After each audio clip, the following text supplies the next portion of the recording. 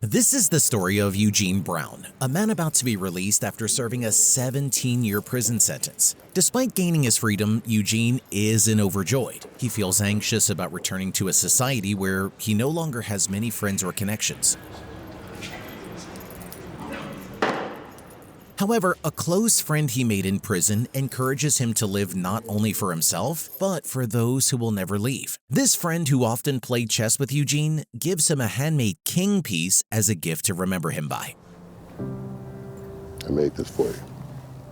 I love how this king piece becomes more than a token. It's almost like a compass for Eugene's moral journey, symbolizing his own reclaiming of control in life. With these words in mind, Eugene steps back into the world, determined to rebuild his life and avoid past mistakes. His friend asks if he'll return to his old street life, but Eugene, now changed, says all he wants is a chance to work and get his life back. One of his first steps is searching for honest work, but as an ex-convict, no one is willing to hire him. Actually, I'm friends with Jamal. I'm here about a job. Right. This hits hard. I wanted you to feel, as an audience, to feel that sting of invisible punishment, the kind that follows people long after prison walls are left behind. After returning home feeling defeated, he looks at the king piece, his reminder to keep going. On top of this, Eugene hopes to reconnect with his daughter Katrina and repair their strained relationship. But their meeting is filled with anger and disappointment. You want your usual? Extra chocolate? No, I can't. I have class. Katrina bitterly informs him that his son Marco is in juvenile detention for selling drugs, which she calls magic powder. This news crushes Eugene with guilt and sadness. He's been in juvenile detention for almost a year now. Jeez. I really have to go now. Oh, wait, Trini, please. I really have to go, Eugene. This parallel is intentional. The sins of the father now echo through the son. Eugene's guilt here isn't just personal, it's generational. That night, Eugene visits an old bar where he meets an old friend. They exchange smiles and sit down to talk. Eugene, still job hunting, asks if there's any work available. His friend offers to let Eugene use a car in his garage and promises to recommend him for a maintenance job at Maud Alton High School. Grateful, Eugene thanks him and also asks about Perry, a former partner in crime. He learns that after Eugene's arrest, Perry rose to power and now controls illegal operations in the area. After you went in, he became the man around here. What? Yeah, he's got his hands in some everything. The next day, feeling desperate, Eugene lies in a job interview and hides his criminal record. It works. He gets a job as a janitor at a local high school. Later that day, Perry shows up. He's excited to see Eugene and offers him help, money, work, women, anything he needs. Okay. A job. A lady. Unlike Perry, Eugene stays cold and uninterested. Though Perry claims he's the man around here now and could give Eugene anything, Eugene makes it clear he's not going back to that life. You're looking at a living legend. One of the last true soldiers. This was a turning point for me. Writing Eugene's restraint here felt like letting a man finally reclaim his dignity from the grip of his past. The next day at school, the detention class is being watched by a female teacher. She's working at her desk, but the students are loud, arrogant, and disrespectful. When she sees one of them holding what looks like weed, she grabs it and demands to know what's going on. Clifton, the most troublesome student, says the others are his best customers and mocks her. He tries to intimidate her when she threatens to send him to the principal. Embarrassed and defeated, she leaves the classroom for good. As I wrote this scene, I didn't want to caricature the students. They're not villains. They're symptoms of a neglected system. Shortly after, the principal walks in and sees the chaos. It doesn't even feel like a real class. Students are loud and doing illegal things. She tells them to stay put until a substitute arrives. On her way out, the principal sees Eugene cleaning the hallway. Hesitant at first, she then decides to ask him to watch the class. Mr. Brown, would you mind doing me a quick favor? It'll only take a minute. Soon after, Eugene is officially assigned to supervise the detention class. She warns the students they'll be reported if they misbehave. As soon as she leaves, the class turns to chaos. At first, Eugene stays quiet, but when Clifton tries to intimidate him, Eugene stands firm. He quickly gains the class's respect by holding his ground. Hey, I'm not gonna tell y'all again. Sit down. Have a seat, son, right now. Or what? You some kind of tough guy? Huh? When the principal returns, she's impressed with how Eugene handled the class and offers him a permanent position as detention supervisor. Eugene happily accepts. As time passes, Eugene notices the students lack direction. He decides to teach them chess, believing it can teach patience, planning, and decision-making. At first, students, especially Clifton, mock the idea. You corny, man. I ain't playing no games with you. What's your name, son? Peanut, one of the students, challenges Eugene to a card game. Eugene proposes a deal. If Peanut wins, the students can do whatever they want in detention. If Eugene wins, they have to learn chess. Peanut agrees, but loses, and so their journey with chess begins, though reluctantly. This is a king. This is your life. One mistake, and it can be taken away. That day after school, we see Clifton and his friend Tahime in a car. Clifton, now carrying a gun given by a cousin, tries to convince Tahime to join him in a robbery that could supposedly change their lives. Tahime is scared and uneasy, especially about Clifton's attitude. Clifton tells him not to act like he has options. He doesn't. And this is his way out of his difficult home life. But Tahime is thoughtful, clearly thinking more deeply than Clifton expects. Despite Clifton's doubt about chess, Eugene finds a way to connect. He compares chess to Clifton's real life, explaining that being a pawn in the drug game for a king like Perry makes him disposable. Eugene urges him not to throw away his life for someone who wouldn't do the same. You think you're out there doing the king's business, all you're really doing is sacrificing yourself.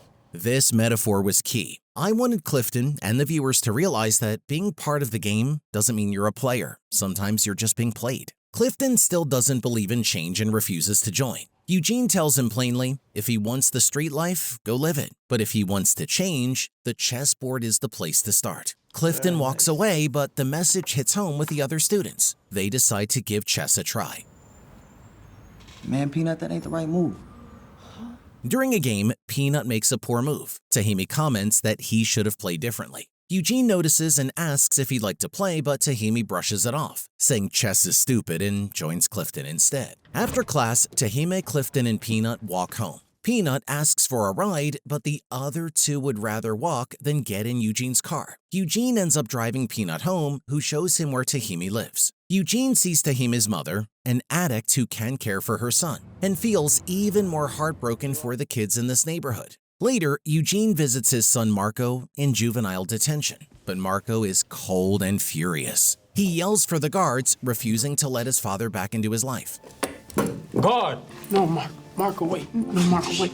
No, wait. Crushed, Eugene returns to his quiet, lonely life. Over the next days, he pours his energy into training the students for an upcoming chess tournament. Many students feel unprepared, but Eugene urges them to take risks, to find out what they're really capable of. Tahime in particular shows natural talent for chess. Still, he remains tied up in illegal activity with Clifton and seems unwilling to fully embrace the game or its lessons. Later, we see Clifton at Perry's place, handing over the week's profit. However, it wasn't much of a stash, so Perry questioned him about what happened to the volume. I know it's not as much as usual. You damn straight it's not as much. Despite being joked about and laughed at, Clifton mentioned that the reason behind the low sales was Perry's old friend Eugene, who was hindering the classroom transactions and overall sales initiative. Hearing this, Perry contemplated doing something shady that could make Eugene fail in his efforts, eventually forcing him to return to the illegal business and become his subordinate once again. Next, we see the students in detention trying to learn the game of chess. However, Eugene grows more frustrated as he witnesses several unmotivated moves made by Peanut. Frustrated, he lashes out, but Tahime, tired of the nagging, steps up to take Peanut's place and compete with an experienced opponent. You want to start over? I got him beat. Shortly, their game begins, and Eugene is thrilled by all the moves Tahime makes, which confirms Tahime's brilliance and intelligence. Eventually, he wins and embarrasses the opponent with a checkmate. When he gets up to leave, Eugene asks where he learned to do that, but Tahime nonchalantly answers that it's just a simple, silly game. That night while playing basketball, Tahime is approached by Peanut, whom he likes and cares about. Tahime tells him about the current plan he has with Clifton to do some shady business and get lots of cash. He says he and Clifton really have something good going on and wants Peanut to join them. I want you in on this with me. For real. Peanut agrees, hoping to find a shortcut that could ease the long hustle of a guy from a ghetto neighborhood. Soon, amid Eugene's efforts to uplift the students, the school principal receives an anonymous tip revealing Eugene's criminal past. specifically his involvement in a bank robbery. This revelation leads to Eugene's dismissal from the school, leaving him devastated. Reflecting on his life, Eugene likens it to a chess game, where failing to think ahead has resulted in significant losses. Frustrated, he informs Peanut that the chess lessons are canceled, leaving Peanut visibly upset. Chess club is canceled. What? Why? What about fighting our way out of a corner? Believing Perry to be the one who sabotaged his job, Eugene confronts him. Perry admits to exposing Eugene, but tries to manipulate him by offering money as a favor, claiming Eugene owes him for his current situation. Eugene firmly refuses the bribe, determined to stay on the right path. Despite this setback, Eugene finds a renewed sense of purpose. He seeks out his students and persuades Peanut to continue with chess. Demonstrating leadership, Eugene appoints Peanut as the president of a newly formed chess club and gifts him a wooden chess piece, a token from a friend he made during his time in prison. You're president of the chess club. Chess club. Together, they find an abandoned house to transform into a community chess club. Although the building is in rough shape, the low rent makes it an achievable goal. Eugene shares this project with Katrina, hoping to show her that he is committed to changing his life for the better and supporting other young people in need.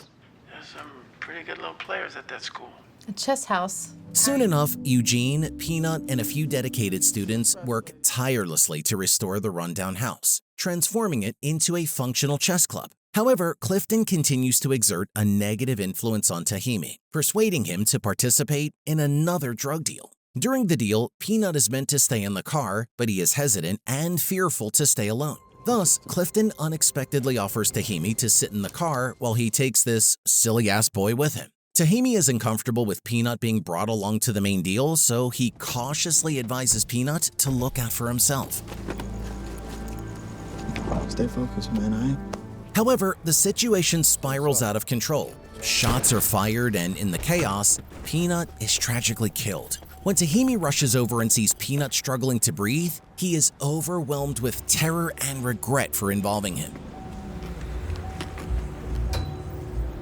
Peanut's death wasn't just a loss. It was a cruel reminder that even good intentions can't always shield innocence from reality. He grieves deeply, realizing that all actions have consequences, and Clifton isn't present to face them. The devastating news shatters Tahimi. Shortly after, Eugene learns of Peanut's death from Tahimi and is called to the hospital, where Tahimi breaks down in his arms. To make matters worse, they find that their newly established chess club has been vandalized, likely an intimidation tactic from Clifton's gang. Meanwhile, Clifton tries to pull Tahimi back into a life of crime. The tragic loss of his friend strengthens Tahimi's resolve to stay away from that world. Katrina, Eugene's daughter, offers her father comfort during this dark time, encouraging him not to abandon the chess club or blame himself for what happened to Peanut. For the first time in my life, I am actually very proud of you. Shortly after, Tahimi brings Eugene the chess piece that Peanut always carried, symbolizing their shared mission and the impact of their work together. Inspired by this gesture, Eugene and the remaining students repair the club, create flyers, and strive to attract new members from the community.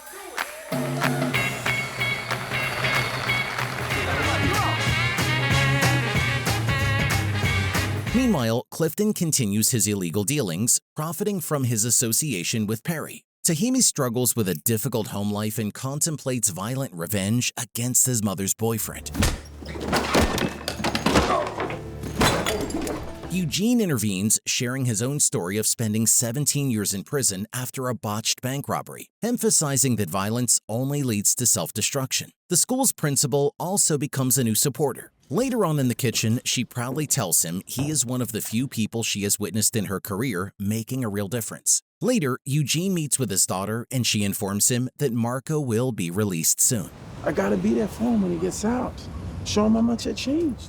He wants to be there for his son, but Trini says it could be too much for Marco since he hasn't entirely forgiven him. With much pleading from Eugene to be there on the day, his daughter agrees, saying, "Okay, you can tag along." Shortly after, Eugene visits Peanut's grave, urging Tahimi to take chess seriously and consider competing in a professional tournament. However, to participate, Tahimi needs his mother's permission, which she refuses, even mocking his dreams. I want you to sign this consent form so I can play in the chess tournament. Chess tournament. It ain't a dumb game. Is it a job? You getting paid? Determined to enter the competition, on the day of the event, Tahimi goes to the bathroom and forges her signature. He doesn't want to do this, but sometimes certain things have to be done. At the tournament, Tahimi excels, defeating opponent after opponent. During this time, a local radio host approaches Eugene, expressing admiration for his efforts with the neighborhood kids and offering media coverage. Eugene remains focused on supporting Tahimi, prioritizing his success over any potential fame. Well, I just wanted to wish you good luck. As Tahimi reaches the finals and indeed wins against his opponent, the organizers discover the forged signature and disqualify him. Since the paper had to be signed by a parent and the birth certificate provided, Tahimi is officially disqualified from the game, and the loser Alan becomes the winner. I'm sorry, but rules are rules. Alan wins. Disappointed, Tahimi leaves the room. Meanwhile, the radio host suggests a public protest against the decision, labeling it a crime, and Eugene agrees to be present in the studio. State your case. Get the word out to the community. However, at the studio the next day, Eugene declines, acknowledging that they must accept the consequences for not following the rules. It wasn't theft. Come again? It was not theft. It was tempting to make Eugene fight back, but his growth meant choosing principle over popularity. That's real change. Feeling betrayed, Tahimi storms off in anger. Championship is a byproduct. Later, Eugene visits Tahimi's home, facing confrontation from his mother, who demands that he stay away from her son. Eugene pleads with her to support Tahimi, warning her that neglecting him will lead to regret in the future. Your son is the real deal.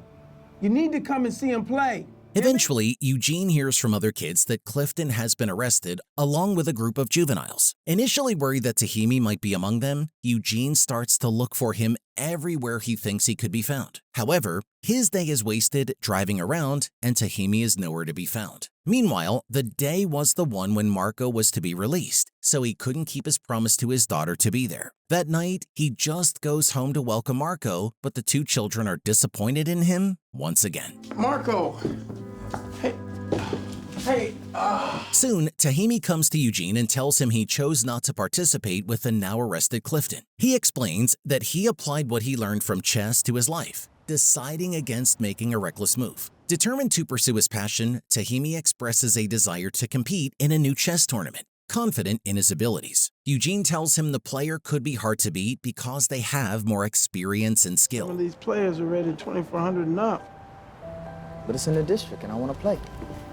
Well, come on here and help me move these boxes. Regardless, Tahimi is firm in his decision. He then begins training and practicing different moves whenever he gets the chance. In fact, he spends so much time at the chess club that it's almost always where he can be found. Meanwhile, Clifton, now in prison, begins to reflect on his poor life choices. He calls Perry, trusting he could do some favors, but Perry doesn't even care about his pawn, just like Eugene said. His calls are ignored, and all alone, he rethinks his thug years. This is poetic justice. Clifton finally sees that in the criminal world, loyalty is a myth. Even pawns don't get farewells. Tahimi's friends surprise him with a thoughtful birthday gift. They've obtained his birth certificate, enabling him to register for the next tournament. Meanwhile, Eugene continues to mend his relationships with his children, particularly Marco, by sincerely apologizing for his past absence in their lives. Before the tournament, Eugene takes Tahimi to meet his old prison friend who originally taught him chess. The mentor shares a secret strategy to defeat the reigning champion, but Tahimi declines, insisting he wants to win on his own merit. Look, I appreciate all this. This is something I have to do by myself. Respect. The day of the long-anticipated chess tournament finally arrives. Buzzing with excitement and nervous energy, Tahimi, now fully prepared and filled with determination, steps onto the chessboard, ready to showcase his skills. He plays exceptionally well, demonstrating not only his strategic thinking, but also the lessons he learned from Eugene. Slowly but surely, he advances through the rounds, impressing everyone with his talent and resilience. As he reaches the finals, the atmosphere is electric. The crowd watches closely, holding its breath as Tahimi faces off against the reigning national champion, a formidable opponent known for his exceptional skills and experience. Despite putting forth a valiant effort, Tahimi ultimately loses the match. The defeat hits him hard and a wave of disappointment washes over him. He feels a mix of emotions. Sorrow for not winning, but also pride in how far he has come. Hey. Just as despair begins to cloud his thoughts, a familiar face appears in the crowd. His mother. She claps for him alone, standing by the corner, and gives him a warm smile. Her presence lifts his spirits significantly. She happily tells everyone around that it's her son, expressing her pride in his accomplishments and all the hard work he put into the tournament. Her support and acknowledgement meant the world to Tahime, reigniting his sense of self-worth and motivation. This scene felt redemptive. We finally see a fractured home trying to mend. Quietly with presence, not perfection. Despite finishing in second place, which is a remarkable achievement, Tahime knows he has earned respect and recognition from his peers and the community. This accomplishment is not just about the trophy, it symbolizes his growth and potential. Eugene watches from the sidelines, filled with immense pride for Tahime and all the students he has mentored. He realizes that their efforts have paid off, and the impact of the chess club is becoming evident. Shortly before they depart, a woman approaches Eugene and asks if Tahime has made any plans for college. She says she would like to help if he hasn't. Eugene kindly takes her card and becomes hopeful for the kid's future. The winner also approaches Tahime and tells him he hasn't been scared of losing all year until he faced Tahime, saying he is the greatest opponent he has ever faced. That's the first time I've been scared all year.